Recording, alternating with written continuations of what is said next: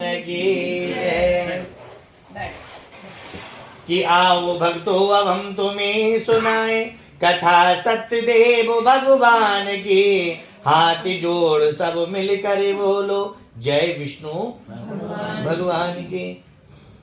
आज से कुछ हजार साल पहले की बात है, 2-2,500 साल पहले नैमिषारण्य स्थान पर, जहां बहुत सारे ऋषि मुनि, हजारों ऋषि मुनि रोज यज्ञ अनुष्ठान व्रत पूजा पाठ को वहां किया करते थे। अभी तक भी वह व्रत पूजा पाठ होती चली आ रही है। तो एक दिन ऋषि मुनियों ने वहां के मुख्य प्रवक्ता सूजी महाराज उनसे पूछा कि हे सूजी महाराज, हमें कोई एक ऐसा उपाय, कोई एक ऐसा व्रत पूजन बतलाइएगा, सूक्ष्म पूजन, जिसको करने से मनुष्य को मनवांछित फलों की प्राप्ति हो सके। उस व्रत पूजा पाठ के द्वारा एक दूसरे का आना जाना, एक दूसरे के प्रति सामाजिकपन, एक दूसरे के प्रति प्रेम भाव, एक दूसरे के प्रति एकता बनी रहे, ऐसा व्रत पूजन सुनने का हमारा मन है। तो सूजी महाराज कहने लगे हे ऋषि मुनियों, तो सुनो, ऐसा ही यही व्रत पूजन नारद मुनि ने विष्णु भगवान जी से सतयुग के समय में पूछा था। तो सूजी महाराज ऋषि मुनियों के लिए बतला रहे कि सुनिए कि एक समय घूमते फिरते हुए और श्री स्वर्गीय तपस्वी ब्रह्माचार्य और इस पृथ्वी लोक में आ पहुंचे श्री ब्रह्मा पुत्र बीड़ाधारी। जब नारद मुनि पृथ्वी लोक का भ्रमण कर रहे हैं, नारद मुनि का देखा कोई प्राणी किसी प्रकार से दुखी हो रहा है, कोई रोग से पीड़ित है, पति पत्नी पिता पुत्र, ज्यादातर परिवारों में बड़े ही कलेश और दुख फैले हुए हैं। जब इतने सारे कलेशों को, दुखों को देखा कि देखा या विविध प्राणियों को और भारी संताप उठाते हुए और अन्याय स्वार्थ के वेदी पर प्राणों की भेंट चढ़ाते हुए, आखिर नारद मुनि ने क्या देखा? जब हर प्राणी कोई ना कोई किसी प्रकार से दुखी हो रहा है, पति पत्नी पिता पुत्र, ज्यादातर परिवारों में कलेश और दुख होती देखा, तो नारद मुनि से नहीं रह गया और वह अपने पिताश्री ब्रह्मा जी के पास पहुंचे। क्या कि हे पिताश्री, पृथ्वी लोक में बहुत सारा कलेश और दुख फैला हुआ है, हम चाहते हैं उनके ज्यादा से ज्यादा कष्टों को, दुखों को दूर करने के लिए हे पिताश्री कोई उपाय हो तो बताइए। तब ब्रह्मा जी कहते हैं कि हे नारद मुनि, तुमने पृथ्वी वासियों के हितों के लिए बहुत अच्छी बात पूछी है, पर मनुष्य अपने कर्मों के द्वारा अनेक प्रकार के दुखों का कारण बनते हैं। जो मनुष्य जैसा कर्म करते हैं उनको आगे चल करके वैसा ही फल मिलता है। तब नारद मुनि कहने लगे, प्रभु, कभी कभी अच्छे लोगों को भी बुरा फल मिल जाता है।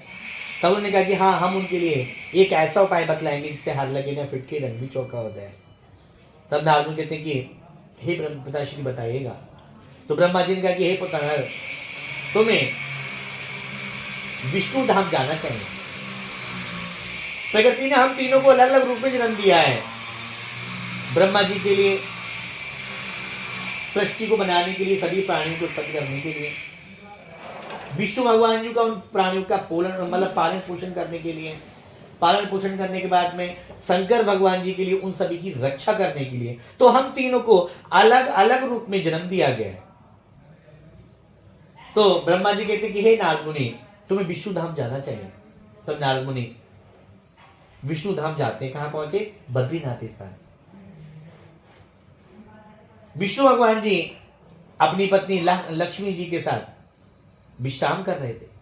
नारद मुनि वहां पहुंचते हैं, प्रभु को जगाते हैं, श्रीमान नारायण हरि करके प्रभु का जाप करते हैं, प्रभु को उठाते हैं, कहते कि हे प्रभु, आप यहां विश्राम कर रहे हैं, पृथ्वी लोक में बहुत सारा कलेश और दुख फैला हुआ है, हम चाहते हैं उनके ज्यादा से ज्यादा कष्टों को, दुखों को दूर करने के लिए हे प्रभु कोई उपाय बताइएगा। तो भगवान कहने लगते कि हे नारद मुनि, तुमने पृथ्वीवासियों के तो की बहुत अच्छी बात पूछी है, पर मनुष्य अपने कर्मों के द्वारा अनेक प्रकार के दुखों का कारण बनते हैं।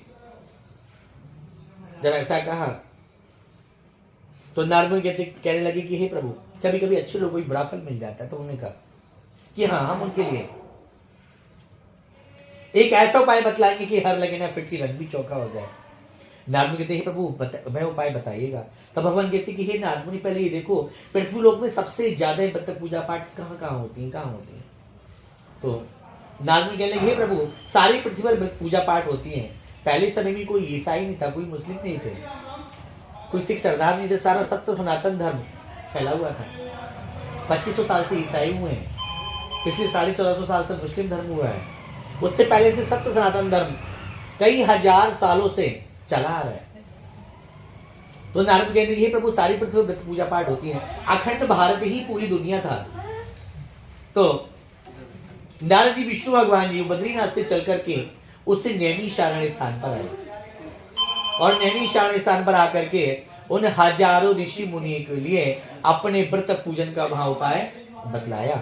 तो सभी ऋषि मुनि ने एक सुंदर आसन सजाया और आसन सजा करके प्रभु को बिठाला और प्रभु को बैठा करके हाथ जोड़ के निवेदन किया कि हे प्रभु वह उपाय बताइएगा कि किस प्रकार से मनुष्य के दुख दूर हो सके। तो भगवान बतलाते कि हे नारद सुनो, जो कोई मनुष्य सत्यनारायण व्रत के पूजा पाठ को करेंगे, किस चीज को करेंगे? हाँ, सत्य व्रत को करेंगे। ये हम लोग क्या कर रहे हैं? सत्य व्रत कथा कर रहे हैं। सत्य व्रत का अभिप्राय हुआ कि सत्य व्रत का पालन करना, सत्यता के ऊपर चलना, अपने परिवार के प्रति संवेदनाएं रखना, एक दूसरे के प्रति अच्छे कार्यों को रखना, सुख शांति बनाए रखना, एकता बनाए रखना, ये सब सत्य व्रत कथा हुई। ये सुन करके सभी लोग बड़े प्रसन्न हुए और प्रसन्न होकर के कहा कि कर पूजन भोग लगा करके और पंचामृत आदि पर प्रसादों को और देवाट सभी के और हरता जो त्रिवेदी विषादों को, कि जो भी मनुष्य है अपने परिवार के अपने बंधु के साथ मिलकर के बंधु बांधवों के साथ मिलकर के भगवान जी के व्रत पूजन के, ये हम लोग क्या कर रहे हैं? भगवान जी का पूजन कर रहे हैं। पूजन का तात्पर्य पूबा ने पुकारना, जन्माने हम सब लोग मिलकर के जो भगवान को ईश्वरी शक्तियों को पुकारते हैं, सकारात्मक सोच को पुकारते हैं, वही हमारा पूजन कहलाता है। इतना सुन करके वह सभी प्रसन्न हुए और प्रसन्न होकर के तब भगवान कहते कि हे ऋषि मुनियों, कि जो जन विधान ये करते हैं और निज कर्मों का फल पाते हैं और वो से पृथ्वी लोग को तजते ही वैकुंठ धाम को जाते हैं। ये सुन करके सभी ऋषि मुनि बड़े प्रसन्न हुए। सभी ऋषि मुनि ने मिलकर के भगवान जी का वहां पूजन किया। फिर साथ में गाय पलती थी, गाय का दूध मंगाया, शक्कर मिलाकर के पंचामृत तैयार किया गया, आटा रखा हुआ था भोजन के लिए, उसको भूज लिया, गर्म कर लिया, शक्कर मिलाकर के कसार को तैयार किया गया, सभी को प्रेम पूर्वक सभी को बांटा। सभी लोग बड़े प्रसन्न हुए, भजन कीर्तन करते हुए भगवान के नाम का सारा दिन समय व्यतीत किया। सभी को बड़ा आनंद आया। और उसके बाद नारद जी विष्णु भगवान जी उस नैमिषारण्य स्थान से काशीपुरी नगरी जाने को तैयार हो जाते हैं। ऋषि मुनि बोलो एक साथ ही बोलो, मेरे सभी भक्त मिलकर बोलो। और यहाँ पहला अध्याय समाप्त हुआ। श्री सत्यदेव की जय। बोलो बोलो सत्यनारायण भगवान की जय।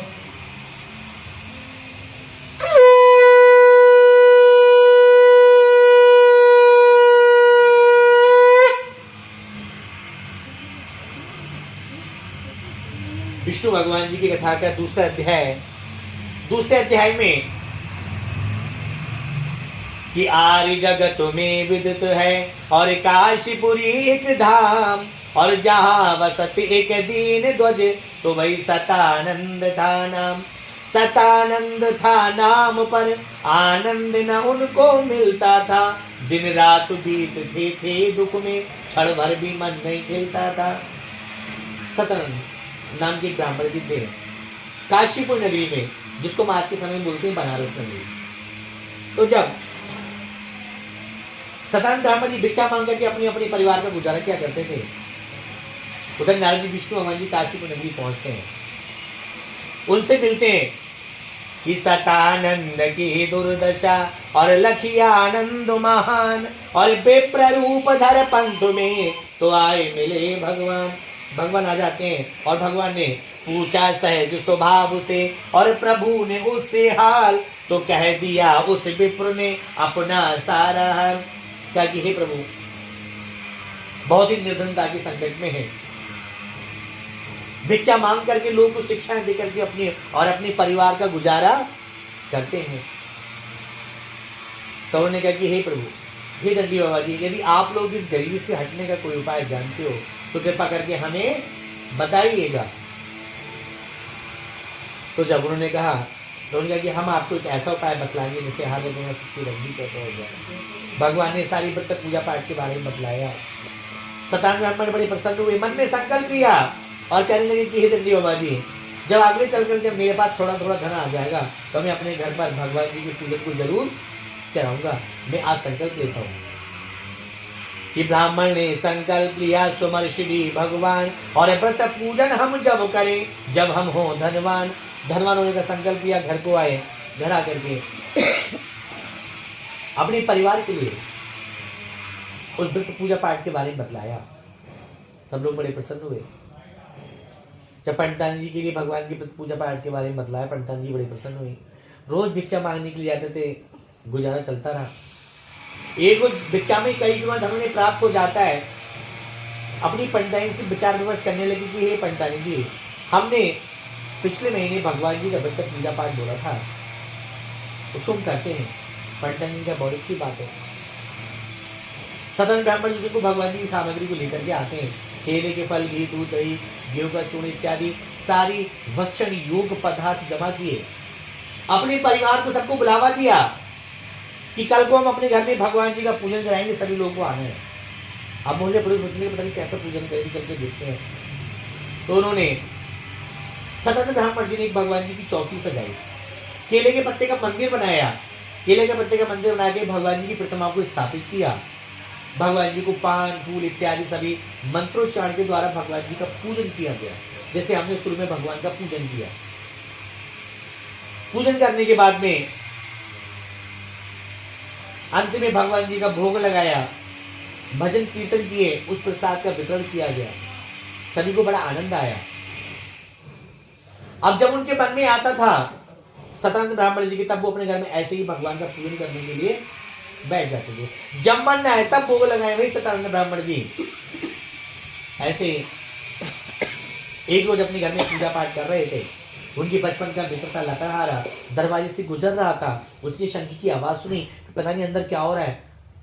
तो एक दिवस कर रहा था पूजन और आनंदित हो करके मन में, और उसी समय एक गरीब लकड़हारा बै खड़ा हो गया आंगन में, और बै अपने मुखमंडल से श्रम बिंदु पहुंचता जाता है, और श्री सत्यदेव के पूजन को वो लकड़हारा देखता।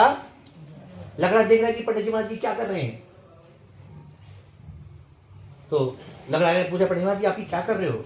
पंडित महाराज ने लकड़हारा, ये हम सत्यनारायण भगवान जी की पूजा कर रहे हैं, सत्य व्रत कथा कर रहे हैं। सत्य के रास्तों पर चलने के जो नियम होते हैं हमें व्रत पूजा पाठ के द्वारा हमें प्राप्त होते हैं। कि भगवान जी की व्रत पूजा पाठ को करने से एक दूसरे के प्रति हमें प्रेम भाव, एक दूसरे के प्रति हमें संवेदना रखनी चाहिए, एक सत्यता के रास्तों पर हमें चलनी चाहिए, जिससे हमें सुख शांति में प्राप्त होती है। ये वही हम पूजन कर रहे हैं। तो लकड़हारा कहने लगा कि हे पंडित जी महाराज, तो मुझे भी संकल्प दिलाओ, मैं भी अपने घर पर भगवान जी का पूजन करूंगा। अभी तो फिलहाल स्थिति नहीं है ढंग से पूजा पाठ करने की। जब मेरे पास थोड़ा थोड़ा धन हो जाएगा तो मैं ये पूजन पाठ करवाऊंगा। लकड़हारे ने संकल्प लिया, घर को आए। रोज जंगल में लकड़ियां काटने के लिए आते थे। ऐसे ही चलता रहा। कुछ महीने बाद एक जो बैलगाड़ी ले जाते हैं उसमें दसियों गट्ठे लकड़ियों के उन्होंने काटे, और काटने के बाद में नगर में आकर के बेचते हैं। वही लकड़ियां उनकी कई गुना दामों में बिक जाती हैं। जब बिक जाती हैं, लकड़हारा घर को आए। भगवान जी की व्रत पूजा पाठ के बारे में याद आया कि हमने कुछ महीने पहले जो भगवान जी का पूजन बोला था, अब उसको हम करते हैं। लकड़हारे ने उसी दिन कोई भगवान जी की सामग्री को लेकर के आए, ला करके सतानंद ब्राह्मण जी को बुलावा दिया कि हे सतानंद ब्राह्मण जी, आपको हमारे घर पर आना है और आपको घर पर हमारे घर आकर के कथा करनी है, और हम सभी परिवार वाले एकत्रित होकर के अपने घर में व्रत पूजा पाठ कराएंगे। सतानंद ब्राह्मण जी घर आकर के ऐसे ही व्रत पूजा पाठ सतानंद ब्राह्मण जी ने उनके घर पर करवाई, और सभी लोग बड़े प्रसन्न हुए। और प्रसन्न होने के बाद में अंत में लगा रहा भी भगवान जी के प्रत्येक पूजा पाठ को करवाते हुए अंत में वो भी स्वर्गधाम वैकुंठ धाम को चले जाते हैं। कि ऋषि मुनि बोलो एक ही साथ ही बोलो, मेरे सभी भक्त मिलकर बोलो। और यहाँ दूसरा अध्याय समाप्त हुआ। श्री सत्यदेव की जय बोलो। बोलो सत्यनारायण भगवान की जय।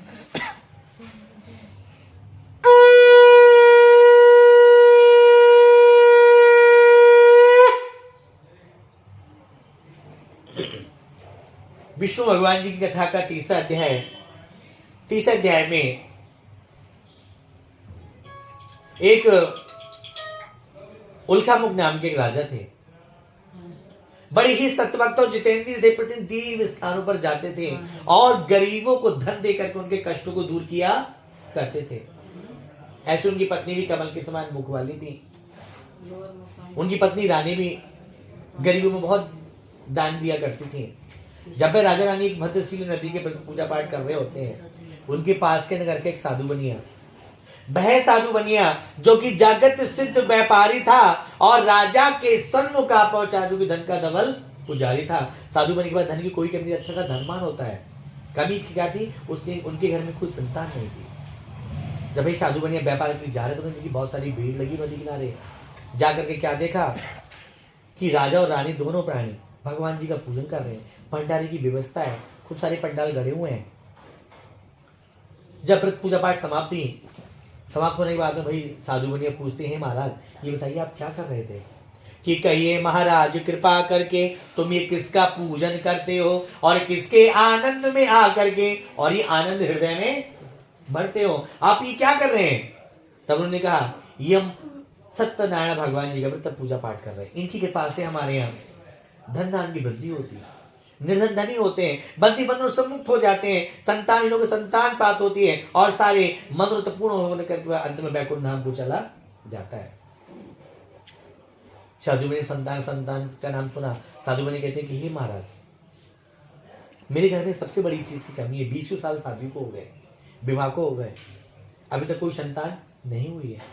जब ऐसा कहा तो उन्होंने कहा कि आप सच्चे मन से प्रभु का संकल्प लीजिएगा और ये प्रसाद है। तो साधु ने सुन करके बड़ा प्रसन्न हुआ, प्रसाद को लेता है और प्रसाद को फल को लेकर के अपने घर को आता है।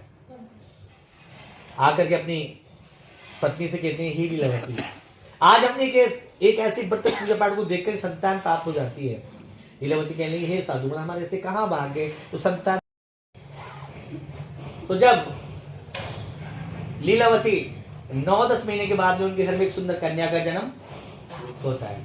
कन्या का 11वें नाम पर संस्कार हुआ, खूब भंडारा किया, खूब पैसा खर्च किया। 1-2 महीने के बाद लीलावती को याद आई। लीलावती ने कहा कि हे साधु महाराज आपने पिछले साल भगवान जी के पूजन का संकल्प लिया था कि जब भी हमारे घर में कोई संतान होगी हम भगवान जी का पूजन करवाएंगे। देखो वह समय आ चुका है। जब ऐसा कहा वह समय आ चुका है कि पूजा पाठ करवाएंगे। तो साधु मानने का लीलावती तुम जानती हो, देखो अभी भी कन्या का हमने पिछले महीने नाम का संस्कार किया है, कितना सारा भंडारा किया, कितने पैसे खर्च किए हैं। ऐसा हम अगले चल करके भगवान जी का पूजन करवा लेंगे, जरूर थोड़ी अभी करवा लो। उन्हें ऐसा आश्वासन दे दिया। लीलावती बेचारी चुप हो जाती हैं। जब चुप हो जाती हैं कुछ वर्ष बीत गए। लीलावती को 1-2 बार और याद आई। लीलावती ने कहा कि हे साधु महाराज आपने व्रत पूजा पाठ का संकल्प लिया था कि व्रत पूजा हम जब करें जब पैदा हो संतान, जो कहा मुझसे करा लो, कई साल बीत चुके हैं। साधु माँ ने फिर काट दिया, चुप हो जाती है। कन्या बड़ी हो गई, 14-15 साल की हो गई, विवाह लायक वर्योग हो जाती है। एक अच्छी वर की तलाश करके ढूंढ कर उस कन्या का विवाह वर के साथ में कर दिया जाता है। परंतु विवाह के समय भी वो उस व्रत पूजा पाठ को करना भूल जाते हैं। अभी भी अपने घर पर भगवान जी की व्रत पूजा पाठ को बिल्कुल भी नहीं कराया। यहाँ कहने का मतलब ये कि आपको भगवान जी की पूजा नहीं करानी, मत कराओ, कोई बुरी बात नहीं है, पर अपनी सोच को अच्छा रखो। तो साधु महाराज जब एक अच्छी चीज को मना कर दिया करते थे, पूजा पाठ की चीज एक अच्छी चीज है जो हमें सुख शांति हमें बनाए रखती है, जीवन का एक अच्छा ढंग जीना सिखाती है पूजा पाठ। तो जब उन्होंने भगवान जी की पूजा पाठ को नहीं किया, अकेली कन्या थी, जमाई साहब को घर पर रख लिया, दोनों ससुर जमाई दूसरे नगर में जाकर के व्यापार करने के लिए चले जाते हैं। काफी दूर नगर में राजा चंद्रकेतु के नगर में रत्नापुर नगरी में पहुंच जाते हैं। बैलगाड़ी में सामान भर करके ससुर और जमाई दोनों ले गए।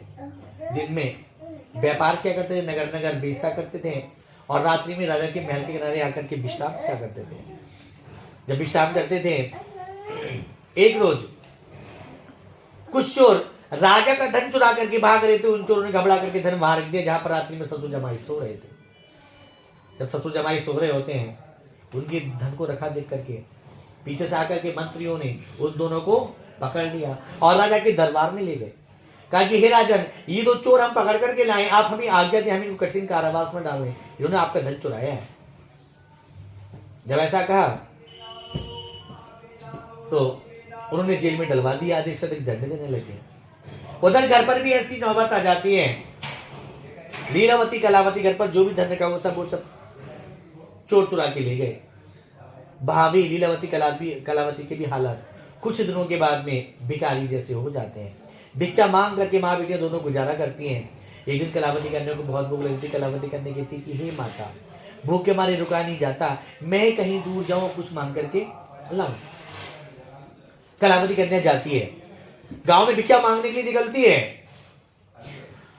कि एक दिन कलावती कन्या और उस ब्राह्मण के घर पर आए, और जहां सत्य देव नारायण की बहुत सुंदर कथा होती पाई।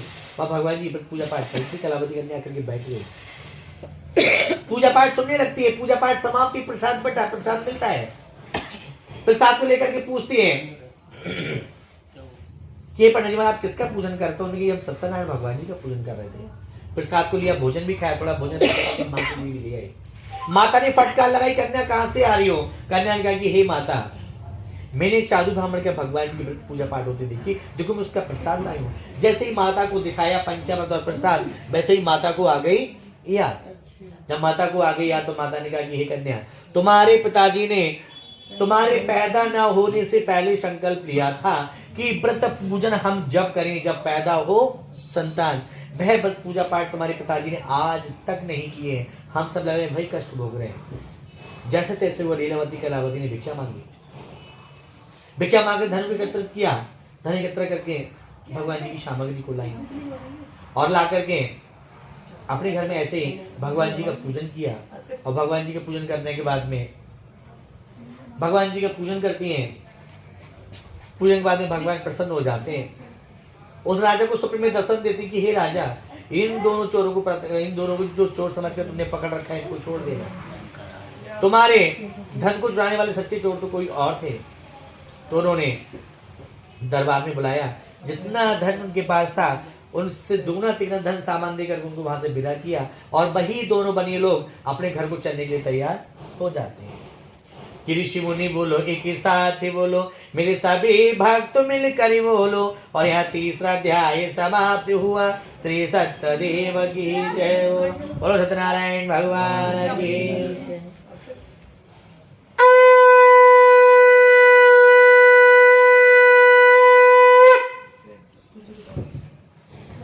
विष्णु भगवान जी की कथा का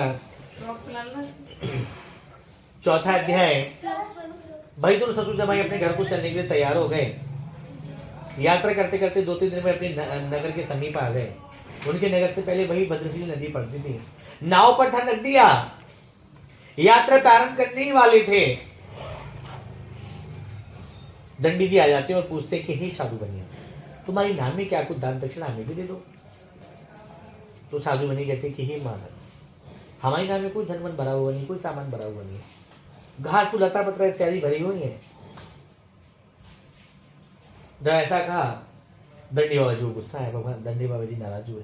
उन्होंने कहा कि हे बनिया तो सुनो, तुम्हारा वचन असत्य न हो, हंस करके हमारा अपमान किया और हो जाए नाव में लता पत्रा, ये कह करके प्रस्थान किया। इतना कह कर कुछ दूर नदी किनारे जाकर के बैठ जाते हैं।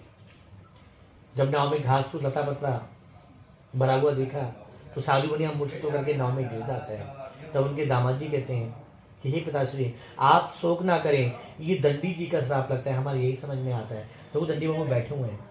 भाई दोनों ससुर जमा उनके पैरों में गिर जाते, रोने लगते कि नहीं दंडी बाबा क्षमा करिएगा और पहले के समान हमारे नाम में धन भर दीजिएगा। हम भी आपसे झूठ कहा, हमने आपसे असत्य कहा। तब उन्होंने कहा कि हमने आपसे झूठ असत्य कहा और पहले के समान धन भर दो। तो दंडी बाबा जी कहते हैं कि हे साधु बनिया, तुमने एक बार संकल्प लिया था कि व्रत पूजन हम जब करें जब पैदा हो संतान। तो साधु बनिया कहते हैं कि हाँ महाराज, मुझसे बहुत बड़ी गलती हो गई, मैं व्रत पूजा पाठ हमने आज तक नहीं कराई है, आप हमें क्षमा करिएगा, हम घर पहुंचे गए व्रत पूजन को अवश्य ही कराएंगे। दोबारा नाव पर वापस आते हैं, जो कहते हो धन भरा हुआ, सामान भरा हुआ था। यात्रा आरंभ कर दी, नदी को उस पार पहुंचते हैं। गांव वाले निकले टहले थे, गांव वाले से कही गांव वालों घर जाकर सूचित कर दो कि जमाई राजा साधु महाराज बहुत सारा धन और सामान लेकर के नदी किनारे आगे उन्होंने आपको बुलाया है। गांव के आदमी भागकर घर आए, घर आकर के क्या देखा, पूर्णमासी का दिन था, लीलावती कलावती दोनों माँ बेटियां अपने घर में भगवान जी का पूजन करा रही थी। मोहल्ला पड़ोसी ब्राह्मणी सब लोग बैठे हुए थे। जब व्रत पूजा पाठ समाप्त हुई, मतलब व्रत पूजा पाठ जहां जिस समय चल रही थी, चलती हुई गांव का आदमी आता है और आकर के पूछता है कि हे लीलावती कलावती ऐसा है, ये तुम क्या कर रही हो?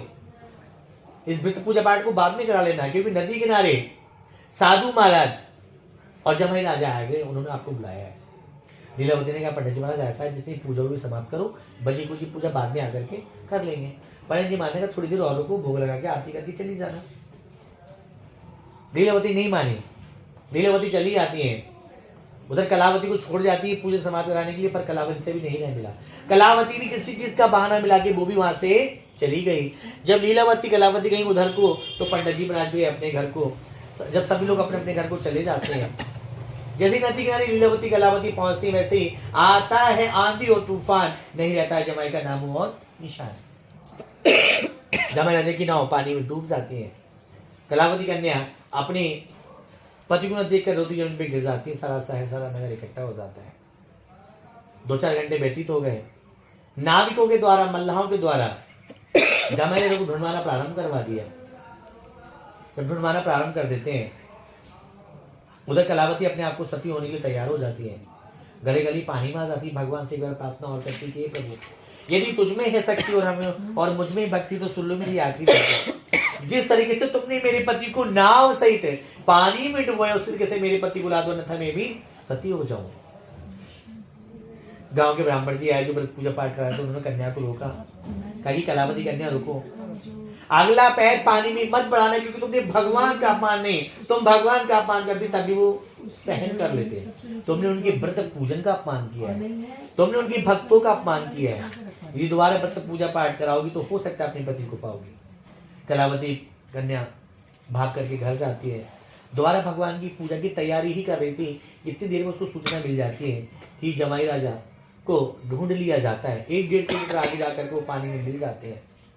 जल से दल वैद्य लोगों को बुलाया जाता है, उन्हें स्वस्थ किया जाता है, घर लाया जाता है।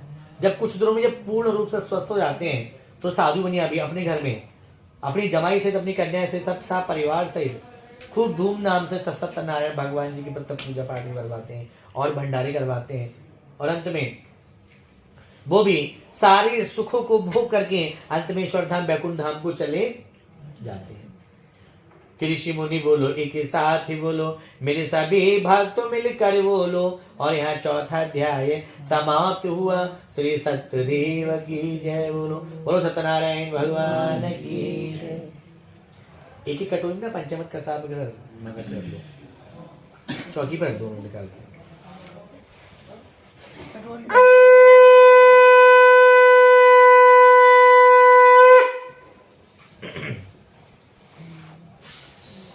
विष्णु भगवान जी की कथा का 5वां और अंतिम अध्याय है। इस अध्याय में भगवान जी के प्रसाद का महत्व लिया गया। एक लीन त्वंध्वज नाम के एक राजा थे। वह राजा बड़े अभिमानी राजा थे।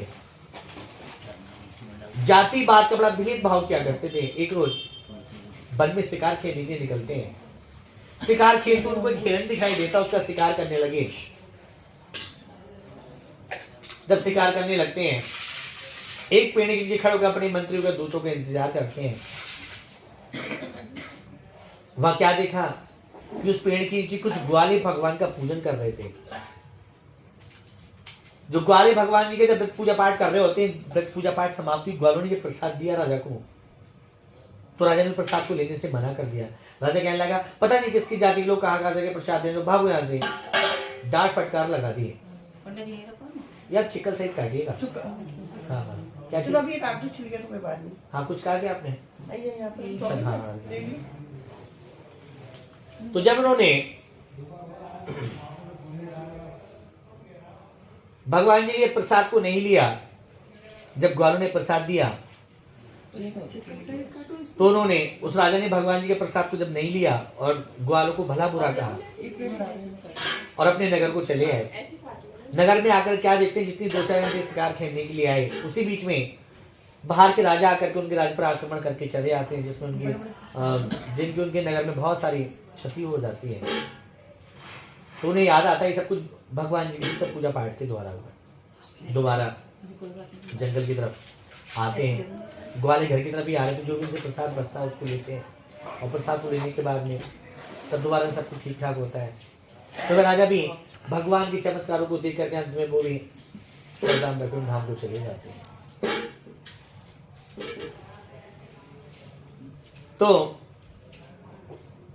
जो नैमिषारण्य स्थान पर भगवान जी की प्रत्यक्ष पूजा पाठ को सुन रहे हैं ऋषि मुनि, उन्होंने कहा कि सुजी महाराज की कथा प्रसंग सुन करके हमें बड़ा ही आनंद आया, पर ये बताइएगा ये लोग अगले जन्मों में कौन हुए जो इस कथा के पात्र थे? तब उन्होंने कहा ये सतानंद नाम के ब्राह्मण जी वो द्वापर युग में जाकर के सुदामा जी हुए। लकड़हारा ये भीलों के राजा निषाद राज जी हुए। उल्कामुख नाम के राजा, इन्हें स्वयं पिता बनने का अवसर प्राप्त हुआ, यानी राजा दशरथ जी हुए। और साधु बनिए ये राजा मोरध्वज हुए। यानी जिन लोगों ने ज्यादा से ज्यादा व्रत पूजा पाठ को किया वो लोग अपने क्षेत्र के प्रसिद्ध व्यक्ति के रूप में हुए। हम सभी लोग अपने घर में भगवान का पूजन कराते हैं। हमारा घर, हमारा परिवार, हमारे बंधु बांधव रिश्तेदार सभी लोग हमारे घर में आते हैं। एक दूसरे से मिलने का हमारा सुअवसर प्राप्त होता है। धर्म संस्कार इत्यादि आते हैं। एक दूसरे के प्रति एक सामाजिक पाना आता है। एक दूसरे के प्रति हम संवेदनाएं भी रखते हैं। हमें संतुष्टि मिलती है भगवान जी व्रत पूजा पाठ को करने से। एक जीवन जीने का अच्छा ढंग है वो हमें प्राप्त होता है कि किस प्रकार से हमें एक अच्छा जीवन जीना चाहिए। हमारी हिंदू सनातन संस्कृति में बहुत सहनशील हिंदू सनातन धर्म है हमारा, जो कि सतयुग के समय से यानी कई हजार सालों से हम भगवान सत्यनारायण जी की व्रत पूजा पाठ करते हुए चले आ रहे हैं। बोलो सत्यनारायण भगवान की जय। सब लोग कुछ सुना दीजिए।